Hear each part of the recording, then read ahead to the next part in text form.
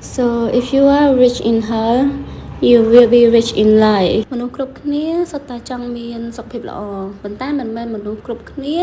អាចធ្វើឲ្យខ្លួនឯងមានសុខភាពល្អបាន While from the hospital for me អត់មានភាពថ្លៃថ្នូរណាដែលមានសារៈសំខាន់ឬមួយក៏មានគុណតម្លៃស្មើនឹងជីវិតទៀតទេព្រោះតែសុខភាពល្អគឺ provide good energies freedom and capacity to enjoy life, pursue goal and also build lasting happiness. អញ្ចឹងហើយបានជាវាសំខាន់វាគឺ the most critical investment for life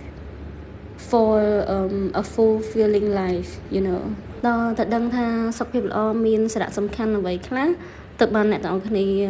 មាន motivation ទៅធ្វើឲ្យខ្លួនឯងនឹងមានសុខភាពល្អហើយក្នុងវីដេអូក្រោយគឺខ្ញុំនឹងប្រាប់អ្នកនរគ្នាថាធ្វើម៉េចទៅយើងនឹងមានសុខភាពល្អគ្នានៅវីដេអូក្រោយ follow for more